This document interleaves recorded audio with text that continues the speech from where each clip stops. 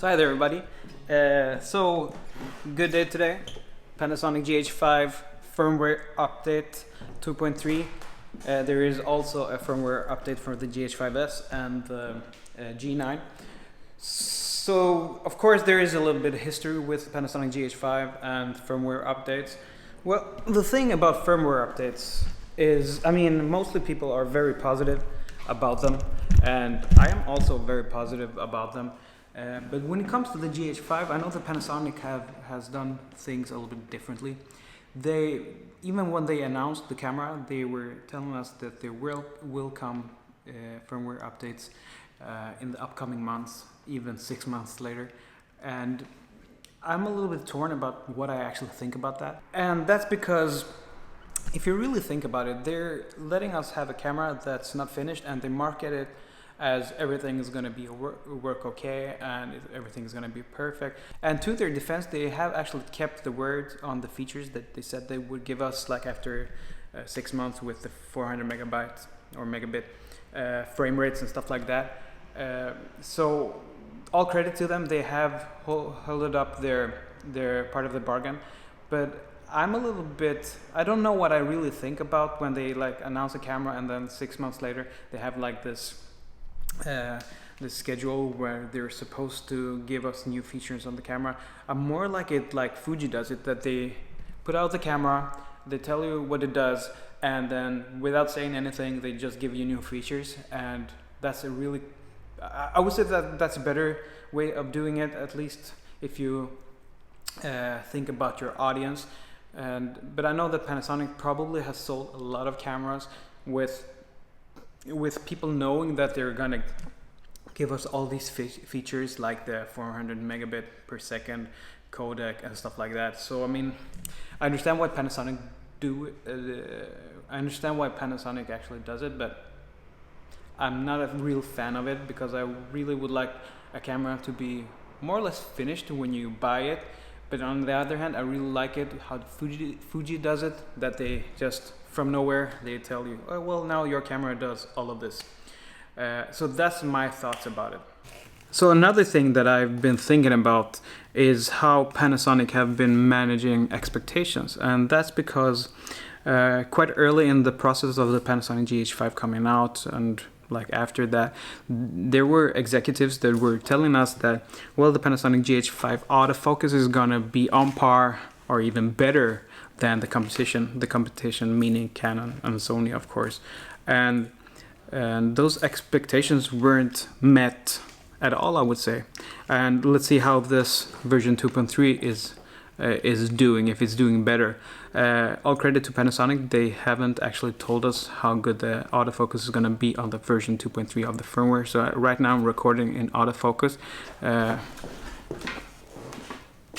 So let's see if it's going to grab me here.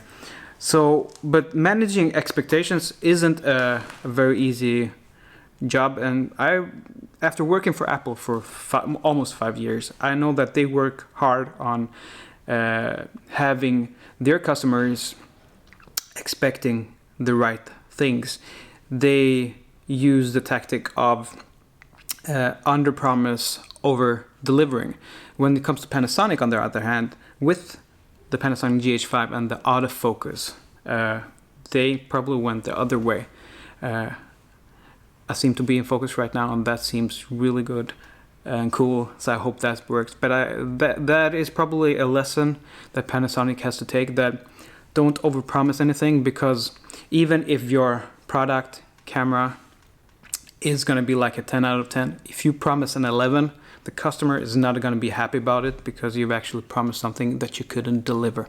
So I would actually hope that Panasonic have learned from their mistakes, and that their executives don't go out and promise things that they can't keep. Because the Panasonic GH5 is, according to me at least, probably the best camera for filmmakers there is.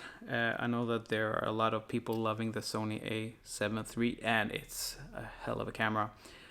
On specs at least. I haven't used it myself, but I'm really looking forward to using it. But I really like the Panasonic lines and Micro Four Thirds mount because of the lenses, the smaller size lenses. So with that said, how does the new Panasonic autofocus on the GH5 work? Well, it's hard to say because I'm looking at myself now on the screen. I seem to be in focus more or less all the time.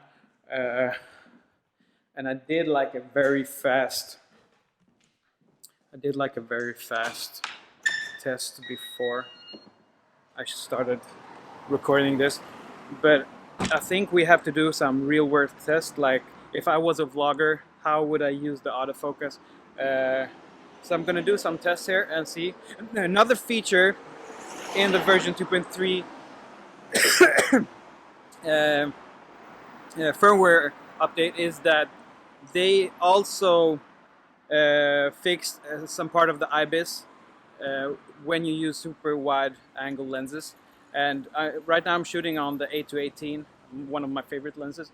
And I know that before there was a lot of problems with it jittering in the corners, and it seems to be fixed, but I would like to see the footage on like a bigger screen to just know if it is fixed or it's not fixed. So here we are outside my office and workplace, Vlogg store, and we're just gonna take a camera. I'm gonna also put the camera on a gimbal to see how that works, because that's probably the one place where I actually would love the autofocus to work. So yeah, let's pack it up and go out and shoot.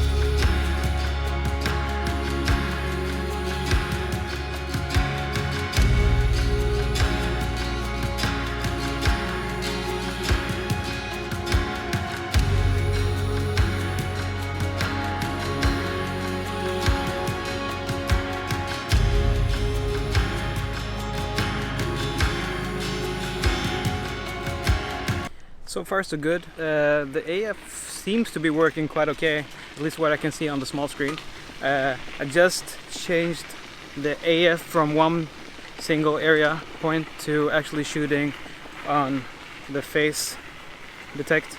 And the Panasonic GH5 has, I would say, has never had a problem with actually finding your face. The problem has probably been that when it has found the face, it has had trouble going to the face. So let's see. It's so bright right here, so I don't know if I am in focus or not, and I'm really also excited to see if the jittering is gone from using this wide angle lens. Cool thing about Sweden, or strange thing this year about Sweden, is that we went from having a really long and cold winter to having summer, and this is not normal for May in Sweden. So we have like 28 to 30 degrees out today, which is really nice, at least nice for me because I can work outside today. Yeah, how is that autofocus working? Yeah, cool. So I'm gonna try to find a place where I can shoot some different scenarios. Right now I'm shooting on the Panasonic Leica 8-18. I'm gonna change it up a little bit and shoot on the 12-60 Panasonic Leica as well, to see how the autofocus is on that as well. And like I said, right now I'm shooting on face detection.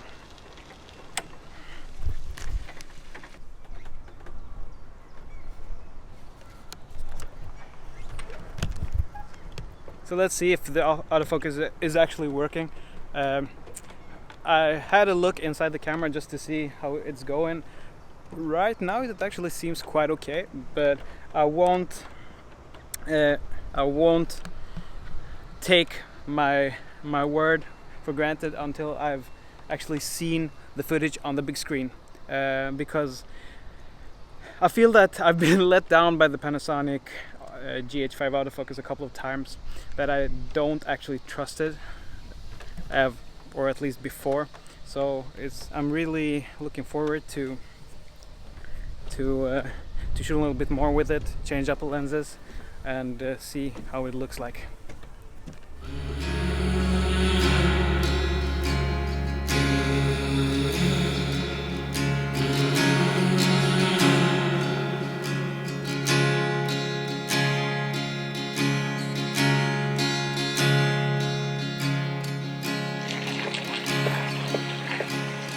So yesterday we had the warmest day of the year, and yesterday in May of 29th here in Malmö, Sweden. Like this is the very south of Sweden. It was like some kind of a May records. I think we've never had this kind of heat before in May for a very long time, which at least I really like a lot.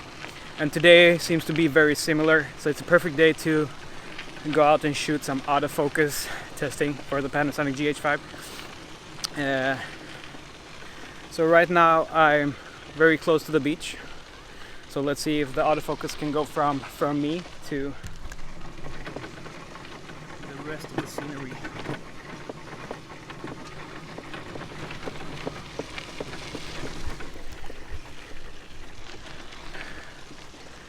So here in Malmö, let's do a autofocus test with like the iconic building of Malmö. This is the so-called turning torso.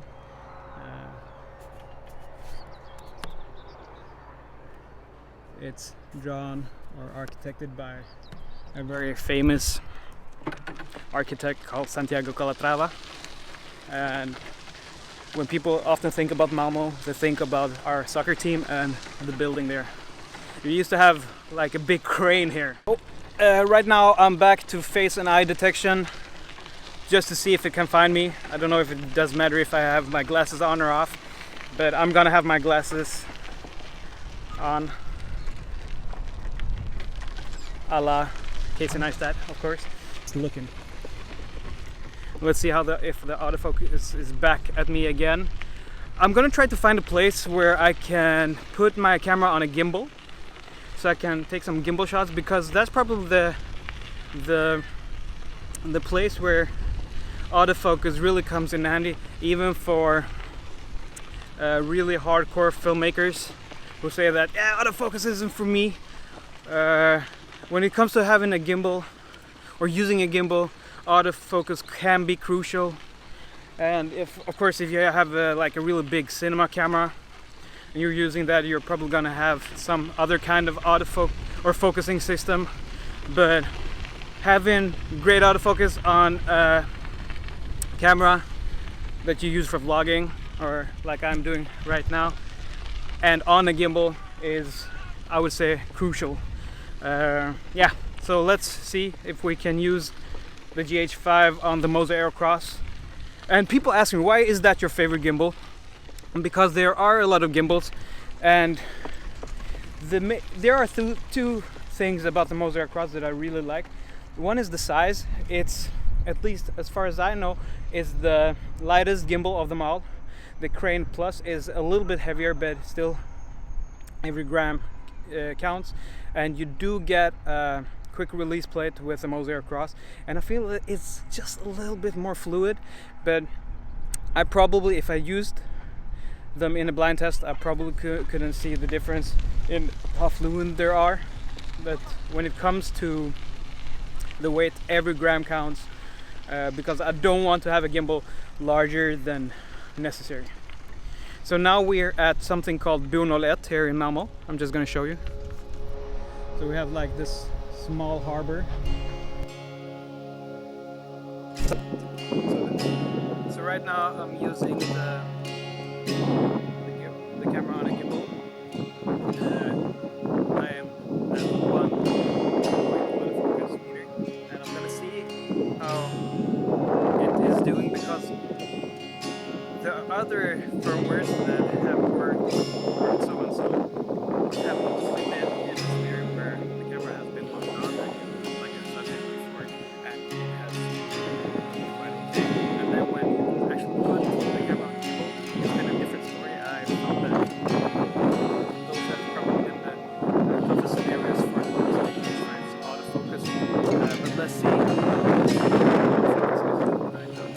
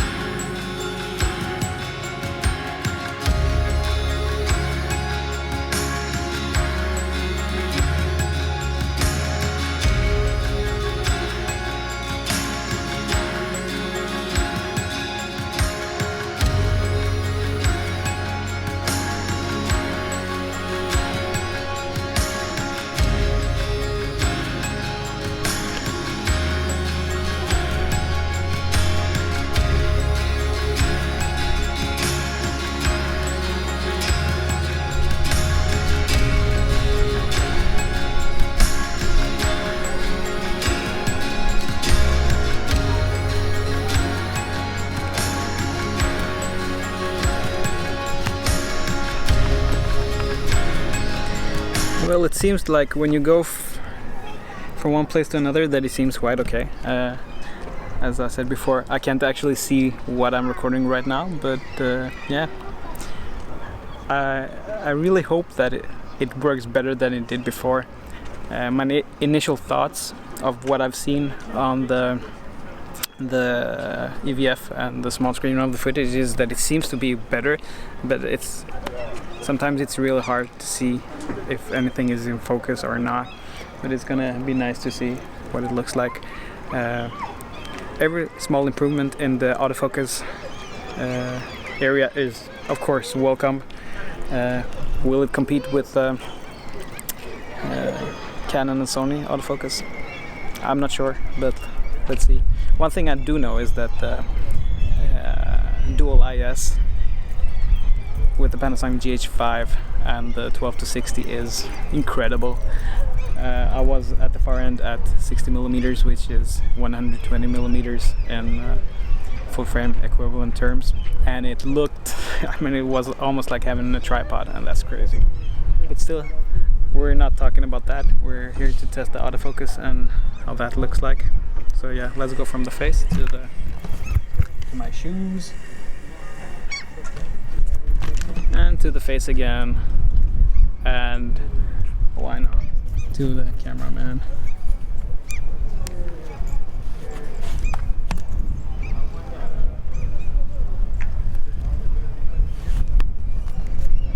Yeah, so I'm gonna head back to the office and see how everything looks like, so we can have a final judgment. I've tried to make this a really like vlogging style of video, because I know that a lot of vloggers want to use the Panasonic GH5 for vlogging, but a lot of them don't because of the AF. And I actually think if the AF works, this is probably the best camera for vlogging. But yeah, to be continued. Bye bye.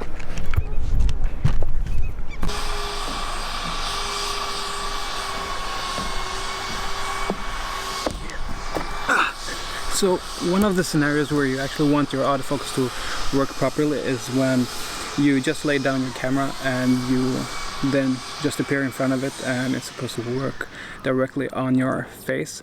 So that's what I'm trying out right now to see. Oh, and the drilling just stopped, which is really nice. So let's see if I am in autofocus. The background is quite far away from me.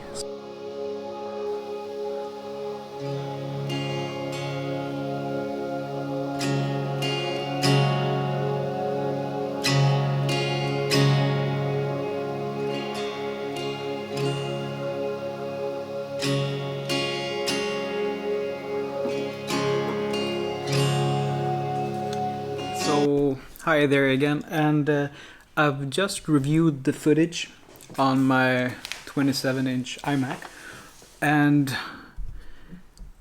well, you've probably seen all the footage if you've come this far in the video, and I think that there is a significant improvement in the AF. Where I'll almost see the biggest improvement is in the face and eye detection AF. I'm gonna go really close here. I can see that it is focusing on me, and I also see an improvement in the one area AF as well. I could see in some places in the video that sometimes it goes to the background. The AF though it feels more organic in a way, more than it was before. So there is a significant improvement. Is it as good as Canon and Sony? Probably not, but it's much better than it has been before. At least if I look at the shooting that I did today. And this video is probably already too long in the making. But I felt that I wanted to use the camera in a like vlog style environment, as if I was like a real vlogger. And I'm not, of course. But I feel that the AF has improved. I can trust it in a whole different way that I could before. Is it perfect? No, it's not perfect, but it is much better. The jittering is gone when using the ultra-wide lenses, but instead we gotten some distortion in a different way. It almost looks like there's some kind of a warp stabilization going on, so I'm not sure which is better. Right now I'm shooting with a 12-60. Yeah, so my conclusion is probably that the AF is better. Is it as good as some of the competitors? Not yet, but it is better. And I've been quite hard, and I've included more or less all the shots that I did take this morning when shooting. And if I was doing like a proper vlog, I would probably delete some of the clips that I have used in this vlog. But yeah, so I would say that there is an improvement in the autofocus department for the Panasonic GH5, and I'm probably gonna use that quite a lot more. And thank you, Panasonic, for this upgrade, or like firmware. And hopefully, I would love to know your thoughts. Please add me on Instagram, subscribe to this channel. We're gonna have lots of things done in the future, and yeah, please subscribe. Bye bye.